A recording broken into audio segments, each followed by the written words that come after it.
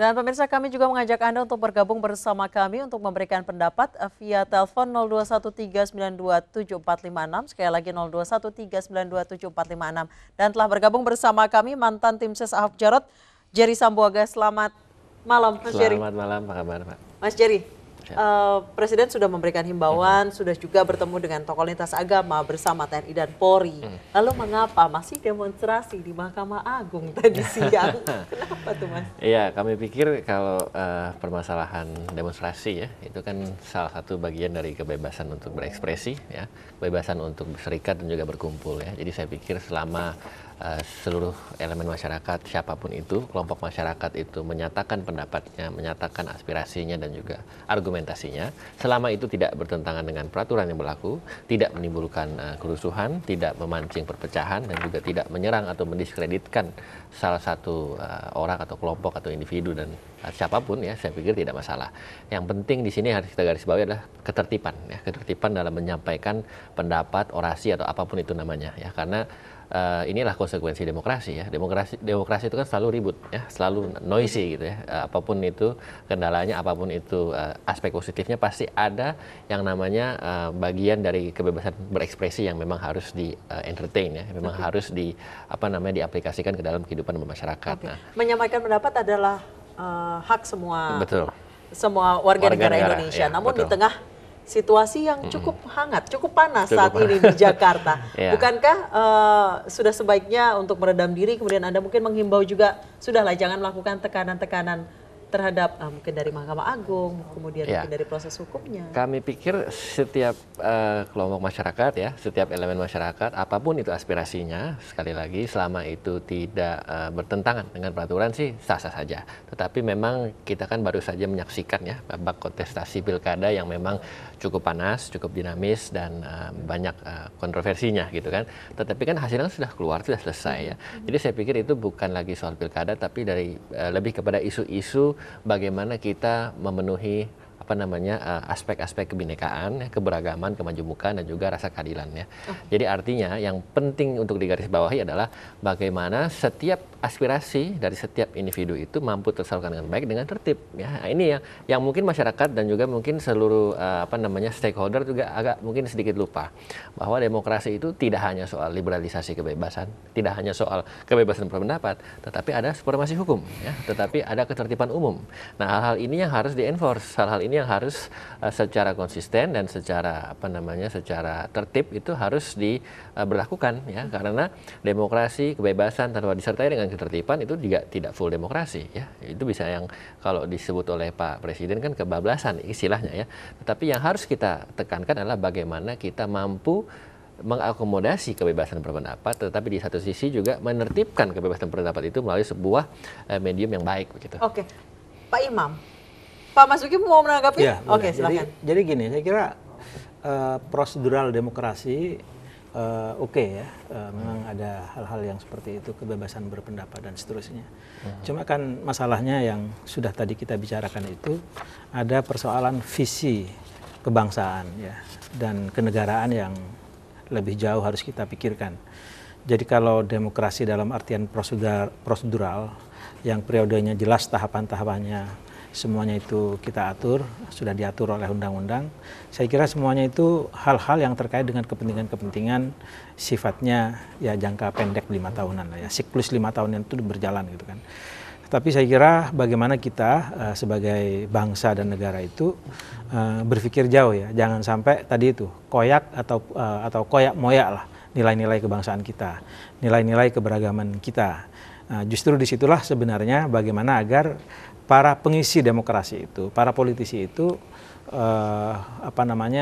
untuk di samping dia sebagai seorang politisi, tapi juga memikirkan lebih jauh soal-soal yang terkait dengan masalah perkara kita yang memang sebenarnya bisa rawan juga bisa tidak.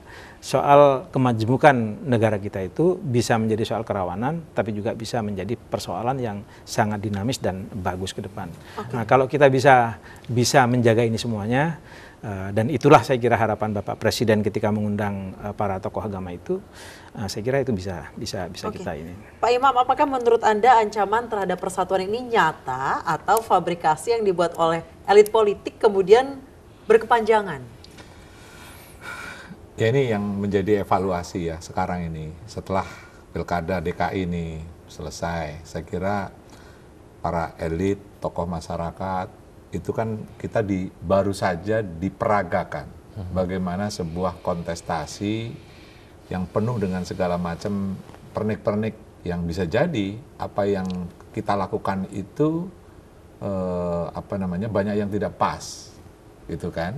Karena ada yang bereaksi, ada yang memulai, kan gitu. Itu perlu juga dievaluasi secara lebih komprehensif. Jangan sampai nanti kekeliruan-kekeliruan yang kita lakukan terus merembet ke pilkada-pilkada yang lain. Ini yang sebetulnya harus dilakukan setelah bertemu dengan Pak Presiden, dijabarkan ke dalam dialog-dialog, kesepakatan-kesepakatan lokal, baik itu di tingkat provinsi maupun kabupaten. Bagaimana partai-partai politik itu berperilaku, komitmen apa?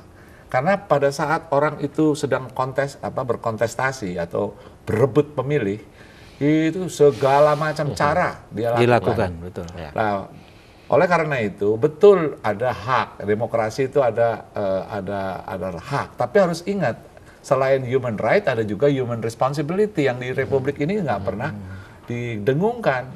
Itu jelas sekali, human responsibility, tanggung jawab kita dalam kehidupan bersama juga harus ditonjolkan. Nah, setelah kita itu mengumbar ya violent statement, kata-kata yang menyakitkan, terus tiba-tiba yuk mari kita sekarang selesai melakukan upaya-upaya rekonsiliasi. Itu antara the message dengan the messenger nggak pas. Nah, oleh karena itu ke depan menurut saya yang sudah ya, saya tidak ingin mengulang terus kemudian melukai kan. Karena pada saat kita itu membidik seseorang dan orang itu kemudian membidik balik, yang terkena itu tidak hanya orang yang tadinya dibidik, tetapi jadi orang yang ekses dari Pilkada Jakarta ini sangat negatif, Pak Imam. Kalau saya mengatakan is the ugliest kontestasi yang ada kemarin ini, dan menurut saya bukan pembelajaran yang sangat baik. Bukan pembelajaran politik yang baik pula. Bukan pembelajaran yang baik. Nah, oleh karena itu harusnya ada evaluasi total.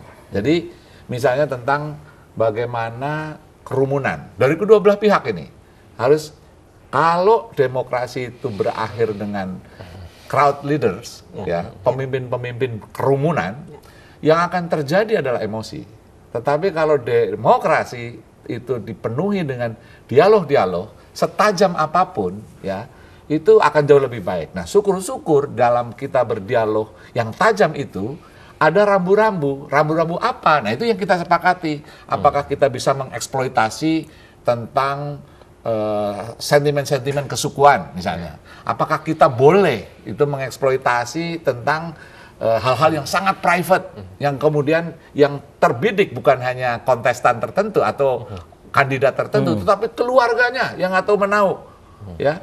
Nah, ini demokrasi kita itu mau etikanya seperti apa yang kita sepakati. Nah, ini yang menurut saya setelah Presiden kemarin itu memanggil atau mengundang para tokoh, penjabarannya di daerah itu sebelum pilkada ini berlangsung. Sebelum 2018 ya, pokoknya dari elit-elit politik, kemudian dari ulama-ulama sudah harus masuk ke daerah-daerah. Oke, sebelumnya kita sapa dulu ada pemirsa kami di Kuningan, Jawa Barat, ada Pak Ahidin. Pak Ahidin, silakan dengan pendapat Anda. Begini, jadi untuk merajut kebenekaan ini, saya kira rakyat jangan disalahin terus. Nah, harus ada titik introspeksi para pemegang kekuasaan. Ini ada yang salah nggak dalam memanage negara ini, sehingga terjadi ketidakharmonisan ini. Sebab yang dalam kaidahnya ya masyarakat tergantung pemimpinnya, gitu kan. Seperti ada indikasi keberpihakan. Itu menurut saya dari awal ada keberpihakan, jadi persoalan. Kemudian yang kedua, ini ke Pak Jerry ini Pak. Siap. Itu kenapa itu demo yang pro Ahok itu sampai jam 12 sampai melewati batas waktu itu? Kenapa? Nggak bisa dibimbing, nggak bisa diatur betul Pak. Oke, baik. Terima kasih Pak Ahidin. Kami sudah Oke. mendapat inti dari pendapat Anda dan Ya, kami terima akan kasih. kembali usai jeda. Mas Jerry akan menjawabnya usai Jawab. jeda berikut. Tetap bersama kami di News Prime.